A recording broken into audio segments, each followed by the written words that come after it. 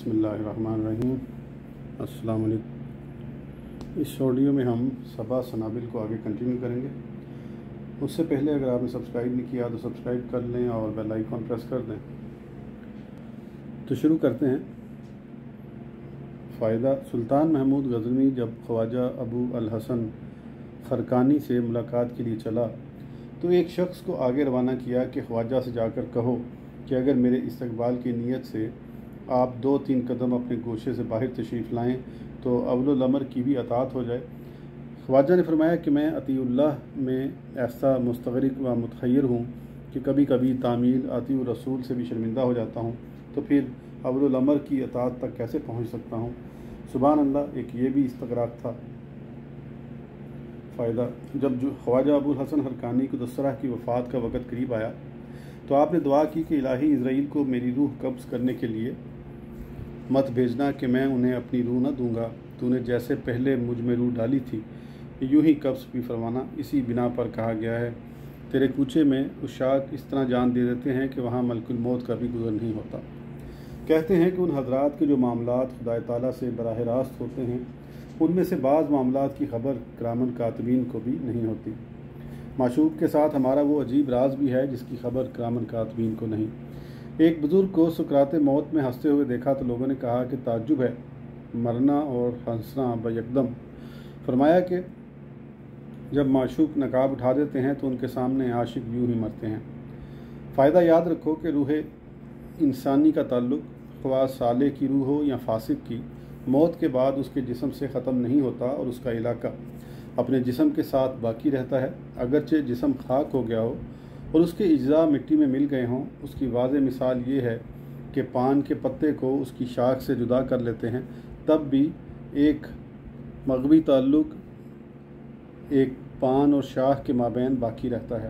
اسی وجہ سے پان شاخ سے کٹنے کے مدتوں بعد تک تر و تازہ رہتا ہے، اور اگر اتفاق سے سخت سردی پڑے اور وہ پان کے درخت کو جلا دے اور خشک کر دے تو یہ پان بھی جو گھر میں حفاظت سے رکھا جاتا ہے خشک ہو جاتا ہے۔ یہ بات مجربات میں ہے۔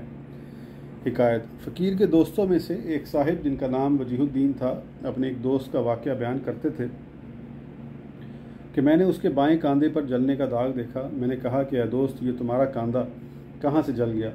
کہا کہ دوزخ کی آگ سے۔ میں نے کہا کہ کہاں تمہارا شانہ اور کہاں دوزخ کی آگ؟ یہ کیا بات کہہ رہے ہو؟ انہوں نے اپنا قصہ بیان کیا کہ مجھے ایک صدمہ پہنچا جس کی وجہ سے مجھ پر سختہ طاری ہو گیا، گویا جان بدن سے نکل گئی۔ تمام لوگوں نے مجھے نہلایا، کفن پہنایا، قبر کھودی اور میرا جنازہ قبر تک لے گئے، مگر چونکہ میری ایک چنگلی مسلسل حرکت میں تھی اس لیے مجھے قبر میں نہ اتارا اور نہ دفن کیا۔ کارکنان قضا قدر میری روح لے کر اس مقام پر پہنچے جہاں سے حکم ملا کہ اس شخص کو دوزخ میں ڈال دو۔ وہ حضرات بڑی سختی سے پیش آئے اور مجھے پکڑ کر لے چلے۔ میں نے پوچھا کہ آخر مجھے کہاں لیے جاتے ہو؟ جواب دیا کہ دوزخ میں۔ خیر، جب ہم وہاں پہنچے تو ایک ہیبت ناک آگ بھڑک رہی تھی اور اس کے جلنے سے بلند آوازیں پیدا ہوتی تھیں۔ میں نے کہا یہ کیا ہے؟ انہوں نے کہا کہ دوزخ ہے، اور مجھے پکڑ کر دوزخ کی طرف پھینکا کہ میں بائیں جانب سے دوزخ میں جا پڑا۔ اتفاق سے میرے پڑوس میں ایک بیوہ عورت تھی، اس کی ایک لڑکی تھی۔ میں نے اس کے نکاح میں امانت کی نیت سے ایک ٹکڑا کپڑے کا اور ایک گائے دی تھی۔ بینہ وہی کپڑے کا ٹکڑا آیا اور میرے اور آگ کے درمیان خائل ہو گیا اور میری پوری حفاظت کی۔ پھر بینہ وہی گائے آئی، میں نے اس کے دم پکڑ لی تاکہ مجھے دوزخ کی آگ سے باہر لے چلے، مگر جیسے ہی وہاں میری روح کا بایاں شانہ جلا، یہاں میرے بدن کا بایاں شانہ کفن کے ساتھ جل گیا۔ پھر لوگوں نے مجھے زور سے پکڑ لیا اور کہا کہ ہماری خوراک دو۔ ادھر توشہ کی وہ روٹیاں جو مردے کے دائیں بائیں رکھتے اور فقیروں پر تقسیم کر دیتے ہیں، وہاں پر موجود لوگوں نے ایک مسکین کو دے دی۔ ان کا ثواب ادھر مجرا ہو گیا کہ وہ ان کی خوراک بنا اور میں زندہ ہو کر بیٹھ گیا، اور میں نے کہا کہ میرے گھر لے چلو۔ اس حکایت کے نقل کرنے سے مقصود یہ ہے کہ دیکھو، اس کی روح عالم آخرت میں تھی اور بدن دنیا میں، تو وہ تعلق جو روح اور بدن میں پیوستہ ہے اگر وہ ختم ہو گیا ہوتا تو روح کے شانہ جلنے سے قالب کا شانہ نہ جلتا، مگر ان اسرار تک رسائی عقل کا کام نہیں، اور جنہیں ان تک رسائی ہوئی انہیں دنیا ہی میں نہ چھوڑا گیا کہ وہ ان اسرار کو فاش کر سکیں۔ حکایت: کچھ طالب علم بیٹھے ہوئے آپس میں یہ ذکر کر رہے تھے کہ یہ معلوم نہیں ہوتا کہ لوگ آخر مرنے کے بعد جاتے کہاں ہیں اور کیا دیکھتے ہیں۔ اتنی مخلوق گزر گئی مگر کسی نے وہاں کی خبر نہ دی۔ ان میں سے ایک طالب علم نے کہا کہ اگر میں مر گیا تو انشاءاللہ تعالی اس عالم کی خبر دوں گا۔ قضارہ کچھ مدت بعد اس کا انتقال ہو گیا۔ تیسرے روز اس کے احباب جمع ہوئے کہ آؤ اس دوست کی قبر تک چلیں اور اس سے اس عالم کی خبر پوچھیں جس کا اس نے وعدہ کیا تھا۔ غرض وہ سب گئے، فاتحہ پڑھی اور کہا کہ اے دوست، تو نے وعدہ کیا تھا، ہو سکے تو اس عالم کی کوئی خبر دے۔ وہ سامنے آ گیا اور بولا کہ ایک تپانچہ میرے دائیں طرف اٹھا ہوا ہے اور ایک بائیں جانب۔ اگر میں اس عالم کی کوئی خبر دیتا ہوں تو یہ دونوں تپانچے میرے اس زور سے پڑیں گے کہ میری گردن ٹوٹ جائے گی۔ ہمیں کہنے نہیں دیا جاتا، تم لوگ بھی مجھے معذور جانو۔ یہ کہا اور غائب ہو گیا۔ برادرم، بعض وہ چیزیں جو اس دنیا میں محسوس و مشاہد ہو جاتی ہیں، عقل اور فکر میں نہیں آتی، تو عالم آخرت کے اسرار کیسے سمجھ میں آئیں گے؟ حکایت: ایک نیک کردار آدمی قرآن شریف کی تلاوت میں مشغول تھا کہ ایک صورت آئی اور قرآن شریف کے صفوں پر ایسے بیٹھ گئی کہ قرآن شریف کے الفاظ اور کلمے چھپ گئے۔ اس نے اپنا ہاتھ بڑھایا تاکہ اس صورت کو پکڑ لے، مگر وہ صورت پکڑنے میں نہ آئی۔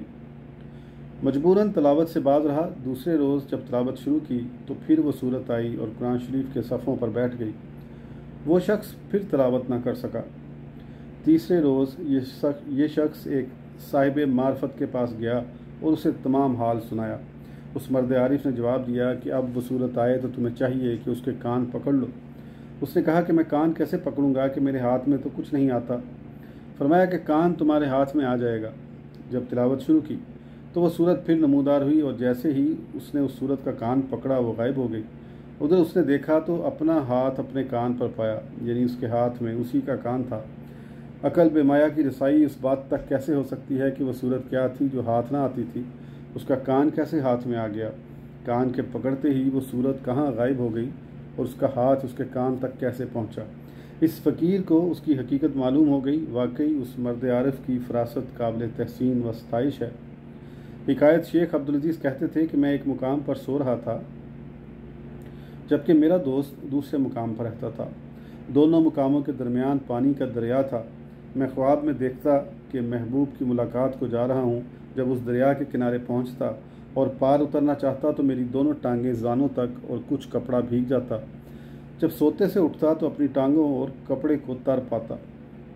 حکایت: حاجی عماد فقیر کے روبرو کہتے تھے کہ مجھے ایک شخص سے رشتہ عقیدت تھا جو سلسلہ مداریہ سے منسلک تھا، مجھ پر بڑی شفقت کرتا۔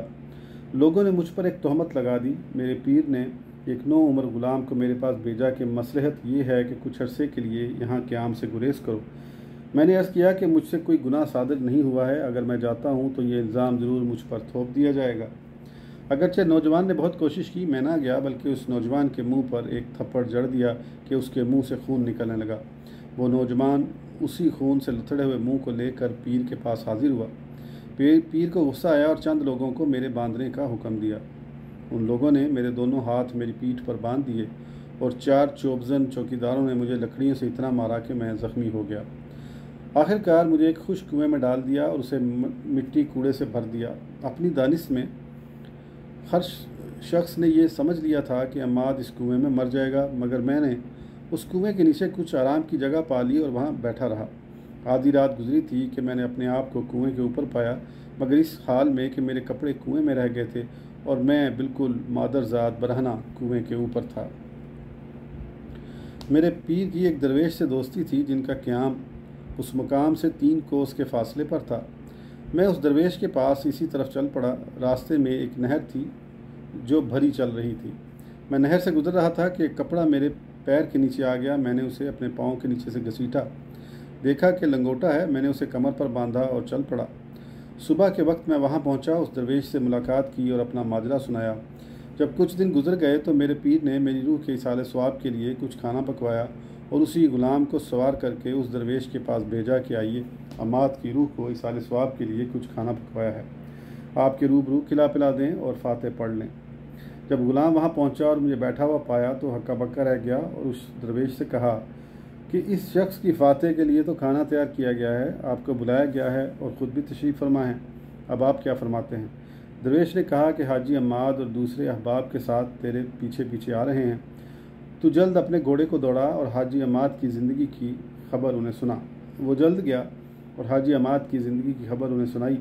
ہر شخص معتجب اور حیران رہ گیا۔ پھر جب وہ درویش حاجی عماد کو لے کر پہنچے تو مخلوق کو حیرت پر حیرت اور تعجب پر تعجب ہوا۔ جب کھانے پر بیٹھے تو مخلوق میں ایک چیخ پکار مچ گئی۔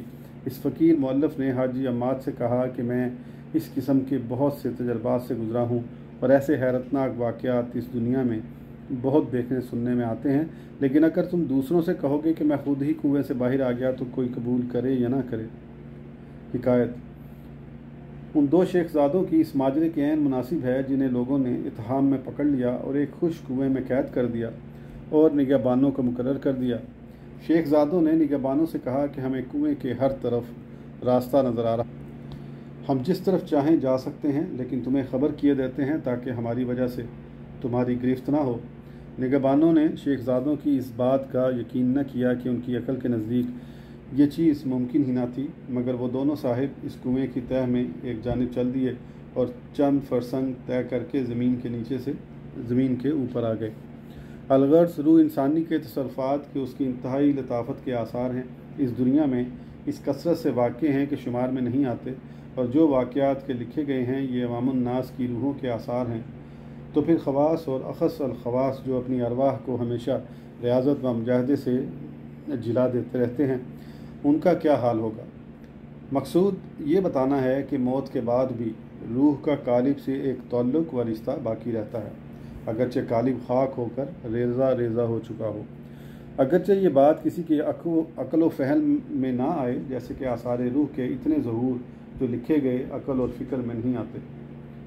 فائدہ: خواجہ ابو علی دقاق قدس اللہ روحہ نے اپنے مریدوں کو 3 چیزوں کی وصیت کی جب کہ آپ دنیا سے تشریف لے جانے لگے: اول دوپہر کو نہانا، دوم ہر رات طہارت پر سونا، سوم ہر اچھی اور بری حالت میں خدا تعالیٰ کو یاد رکھنا۔ حکایت: حضرت ذوالنون مصری رحمۃ اللہ تعالیٰ علیہ نے فرمایا کہ ایک روز میں نے شہر کے اندر جانے کا ارادہ کیا۔ راستے میں ایک بڑی نہر پانی سے بھری دیکھی اور اس کے کنارے ایک بلند مکان۔ میں وہیں قدرے آرام کی خاطر رک گیا اور غسل وغیرہ کیا۔ جب فارغ ہوا تو میری نظر اس کے بالا خانہ پر پڑی۔ دیکھا کہ ایک لونڈی کنگرے پر کھڑی ہے اور نہایت خوبصورت ہے۔ میں نے کہا کہ کنیز تو کون ہے؟ اس نے کہا کہ اے ذوالنون، جب تم دور سے نظر آئے تو میں نے سمجھا کہ تم کوئی دیوانے ہو۔ جب تم نے طہارت کی تو میں سمجھی کہ تم عالم ہو، اور جب طہارت سے فارغ ہو کر میرے سامنے آئے تو میں نے جانا کہ تم عارف ہو۔ اب جو میں نے حقیقت پر نظر ڈالی تو تم نہ مجنون ہو، نہ عالم ہو اور نہ عارف، کہ اگر تم دیوانے ہوتے تو طہارت نہ کرتے، اگر عالم ہوتے تو نہ محرم پر نظر نہ ڈالتے، اور اگر عارف ہوتے تو ذات حق کے سوا کسی کی طرف رغبت نہ کرتے۔ یہ کہا اور غائب ہو گئی۔ فائدہ: حضرت امیر المومنین علی بن ابی طالب کرم اللہ وجہ الکریم جب نماز کے لیے کھڑے ہوتے تو آپ کے بدن میں سخت لرزہ پیدا ہو جاتا اور فرماتے کہ اس امانت کے ادا کرنے کا وقت آ گیا جسے آسمان اور زمین نہ اٹھا سکے۔ حکایت: ایک روز ایاز سلطان محمود نور اللہ مظہر اللہ تعالیٰ اس کے مقبرے کو منور فرمائے کے سامنے کھڑا تھا کہ اپنے پاپوش کا اگلا حصہ قدرے اٹھا کر پاؤں کو حرکت میں لایا۔ حالانکہ اس سے ایسی حرکت کبھی ظاہر نہ ہوئی تھی۔ بادشاہ کو تعجب ہوا اور حکم دیا کہ گودام میں جا اور فلاں چیز لے کر آ۔ جب ایاز چلا گیا تو بادشاہ نے ایک اور غلام اس کے پیچھے روانہ کیا کہ چھپ کر دیکھ یہ کیا کرتا ہے۔ ایاز نے اپنے پیر سے جوتا اتارا تو ایک کالا بچھو اس سے باہر نکلا۔ ایاز نے اس بچھو کو اسی جوتے سے مارنا شروع کیا اور کہا کہ آج تو نے بادشاہ کے سامنے میری وقت کم کر دی کہ مجھے جوتے کا اگلا حصہ زمین سے اٹھانا پڑا اور آداب غلامانہ بجا نہ لا سکا۔ اس غلام نے یہ بات بادشاہ سے جا کر بیان کی۔ جب ایاز واپس آیا تو بادشاہ نے کہا کہ ایک ایاز، آج تم نے پاپوش کا اگلا حصہ ہمارے سامنے اٹھا لیا۔ اس نے عذر کیا کہ غلام قصور کرتے اور آقا معاف فرمایا کرتے ہیں۔ بادشاہ نے کہا کہ بچھو والی بات ہمیں معلوم ہو گئی ہے۔ عرض کیا کہ اس نے مجھے 7 بار کاٹا۔ جب 8ویں مرتبہ طاقت ضبط نہ رہی تو میں نے جوتے کو حرکت دی۔ فائدہ: انس بن مالک رضی اللہ عنہ روایت کرتے ہیں کہ رسول اللہ صلی اللہ علیہ وسلم نے فرمایا کہ میں نے رب العزت سبحانہ و تعالیٰ کا ارشاد سنا کہ فرماتا ہے، جسے حدث ہوا اور اس نے وضو نہ کیا، اس نے مجھ پر جفا کی، میرا حق ادا نہ کیا، اور جسے حدث ہوا اور اس نے وضو کر لیا مگر 2 رکعت نماز نہ پڑھی، اس نے مجھ پر جفا کی، اور جسے حدث ہوا اس نے وضو کیا، 2 گانا ادا کیا اور پھر اپنے دین اور نماز کے لیے جو چاہا طلب کیا، اس پر بھی میں نے اسے نہ چاہا تو میں نے اس پر زیادتی کی، مگر میں جفاکار پروردگار نہیں ہوں۔ فائدہ: حدیث شریف میں ہے کہ رسول اللہ صلی اللہ علیہ وسلم اپنے سفر و اقامت میں ایام بیس 13، 14، 15 کے روزے ترک نہ فرماتے اور فرماتے کہ یہ روزے میرے ہیں، جو کوئی یہ روزے رکھے 10,000 سال کی عبادت اور بندگی کا ثواب پائے۔ یہ روزے دلوں کو منور اور چہروں کو نورانی کرتے ہیں۔ ایسا روزہ دار کل بروز حشر بہشتی اونٹوں پر سوار ہوگا اور اس کا چہرہ 14ویں کے چاند سے زیادہ تابدار ہوگا۔ روایت ہے کہ کسی نے ابن عباس رضی اللہ تعالیٰ عنہ سے پوچھا کہ میں نفلی روزے کس طرح رکھوں؟ فرمایا کہ اگر داؤد علیہ السلام کا روزہ رکھنا چاہو تو ایک روز روزہ رکھو، دوسرے روز ترک کرو، اور اگر ان کے صاحبزادے سلیمان علیہ السلام کا روزہ رکھنا چاہو تو ہر مہینے کے پہلے 3 روزے رکھو، اور اگر خاتون جنت حضرت مریم رضی اللہ تعالیٰ عنہ کا روزہ رکھنا چاہو تو 2 روز روزہ رکھو اور 1 روز چھوڑ دو، اور اگر ان کے صاحبزادے حضرت عیسیٰ علیہ السلام کا روزہ رکھنا چاہو تو ہمیشہ روزہ دار رہو، اور اگر ہمارے پیغمبر محمد مصطفیٰ صلی اللہ علیہ وسلم کا روزہ رکھنا چاہو تو ہر مہینے کی 13، 14 اور 15 کا روزہ رکھو۔ اس لیے کہ حدیث شریف میں وارد ہے کہ جو شخص ایام بیس کا پہلا روزہ رکھتا ہے اس کے تہائی گناہ بخش دیے جاتے ہیں، اور جو 2 روزے رکھتا ہے اس کے 2 تہائی گناہ معاف کر دیے جاتے ہیں، اور جب وہ تیسرے روز کا روزہ رکھتا ہے تو وہ تمام گناہوں سے ایسے پاک ہو جاتا ہے جیسا اس روز کے شک میں مادر سے پیدا ہوا تھا۔ شیطان ملعون کا قول ہے کہ لوگوں کے اعمال میں سب سے زیادہ مقبوض میرے لیے 2 چیزیں ہیں، ایک ایام بیس کے روزے، دوسری نماز چاشت۔ ہاں، اگر ایام تشریق کی وجہ سے کوئی شخص ایام بیس کے روزے نہ رکھ سکے تو چاہیے کہ 16ویں روز سے روزہ رکھنا شروع کر دے، اور امام شافعی رضی اللہ تعالیٰ عنہ نے روزے 14، 15 اور 16 کو پیوستہ رکھے ہیں۔ فائدہ: فتاوی صوفیہ میں قوت القلوب کے حوالے سے ذکر کیا گیا ہے کہ خضر علیہ السلام نے ابراہیم تیمی کو مصبات عشر ہدیہ کیے اور وصیت کی کہ انہیں صبح شام کہیں، اور خضر علیہ السلام نے فرمایا کہ یہ مجھے نبی صلی اللہ علیہ وسلم نے ہدیہ کیے ہیں، جیسا کہ سعید عن ابی طیبہ عن کرز بن وبرہ رضی اللہ عنہم سے مروی ہے۔ وہ کہتے ہیں کہ کرز بن وبرہ ابدال سے تھے، انہوں نے کہا کہ میرا ایک بھائی شام سے آیا، میرے لیے ایک تحفہ لایا اور کہا کہ اے کرز، میری جانب سے یہ تحفہ قبول کر لو کہ یہ بہترین تحفہ ہے۔ میں نے کہا کہ اے بھائی، تمہیں یہ تحفہ کس نے دیا؟ اس نے کہا کہ یہ مجھے ابراہیم تیمی رضی اللہ عنہ نے دیا ہے۔ میں نے کہا کہ کیا تم نے ابراہیم سے یہ نہ پوچھا کہ انہیں کس نے دیا؟ اس نے کہا کہ میں نے ان سے پوچھا تھا۔ انہوں نے کہا کہ میں صحن کعبہ میں بیٹھا ہوا تسبیح و تحلیل اور تمجید میں مصروف تھا کہ میرے پاس ایک شخص آیا، مجھے سلام کیا اور میری دائیں جانب بیٹھ گیا۔ میں نے اپنی زندگی میں اس سے صورت، وجاہت اور لباس میں اچھا اور اس سے زیادہ گورا اور ایسی اچھی خوشبو والا کوئی نہ دیکھا تھا۔ میں نے کہا کہ اے بندہ خدا، آپ کون ہیں؟ کدھر سے آئے ہیں؟ انہوں نے کہا کہ میں خضر ہوں۔ میں نے کہا کہ کیسے تشریف ارزانی فرمائی؟ فرمایا کہ تمہیں سلام کرنے اور محض لوجہ اللہ آیا ہوں، البتہ ہمارے پاس ایک تحفہ ہے جو تمہیں ہدیہ کرنا چاہتے ہیں۔ میں نے کہا وہ کیا تحفہ ہے؟ فرمایا کہ تم طلوع و غروب آفتاب سے پہلے مصبات عشر پڑھا کرو، اور پھر انہیں بیان فرمایا اور تاکید کی کہ انہیں ترک نہ کرنا۔ میں نے کہا کہ مجھے اس کے ثواب بتلائیے۔ فرمایا کہ جب مصطفیٰ صلی اللہ علیہ وسلم کی زیارت نصیب ہو تو دریافت کر لینا، وہ خود ہی ارشاد فرمائیں گے۔ ابراہیم تیمی رضی اللہ عنہ نے فرمایا کہ انہوں نے ایک رات خواب میں دیکھا کہ گویا کہ فرشتے آئے، انہیں اٹھا کر لے گئے اور جنت میں داخل کر دیا۔ آپ نے جنت کا معائنہ کیا اور جو کچھ وہاں دیکھا تھا، یعنی جنت کی نعمتیں، انہیں تفصیل سے بیان کیا۔ پھر کہا کہ میں نے فرشتوں سے پوچھا کہ یہ سب کچھ کس لیے ہے؟ فرشتوں نے کہا جو بھی تم جیسا عمل کرے۔ آپ نے یہ بھی بیان کیا کہ ان فرشتوں نے آپ کو جنت کے پھل کھلائے اور وہاں کی شراب پلائی کے اتنے میں نبی صلی اللہ علیہ وسلم تشریف لائے، اور اس شان سے کہ آپ کے ہمراہ 70 انبیاء کرام اور 70 صفیں فرشتوں کی تھیں، اور ہر صف مشرق سے مغرب تک پھیلی ہوئی۔ آپ نے بکمال مرحمت مجھے سلام فرمایا، پھر میرا ہاتھ پکڑ لیا۔ میں نے عرض کیا یا رسول اللہ۔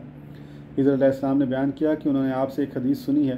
آپ نے 3 مرتبہ ارشاد فرمایا کہ خضر نے سچ کہا، اور خضر جو بات بھی کہیں وہ سچی ہے۔ وہ تمام روئے زمین کے بڑے عالم، تمام ابدال کے رئیس اور اللہ کے لشکروں میں سے زمین پر ایک لشکر ہیں۔ میں نے عرض کیا کہ یا رسول اللہ کہ جو شخص یہ عمل کر لے اسے کیا کچھ عطا فرمایا جائے گا؟ آپ نے فرمایا کہ اللہ تعالیٰ اس کے تمام کبیرہ گناہ جو اس نے کیے معاف فرما دے گا، اس سے اپنا غضب اور عذاب اٹھا لے گا، اور بائیں جانب والے فرشتے کو حکم دے گا کہ 1 سال تک اس کا کوئی گناہ نہ لکھے، اور اسے وہی کرے گا جسے اللہ تعالیٰ نے نیک بخت پیدا فرمایا ہے اور اسے ترک نہ کرے گا، مگر وہ جسے اللہ تعالیٰ نے بدبخت پیدا فرمایا ہے پھر اس کے باقی فضائل بیان کیے۔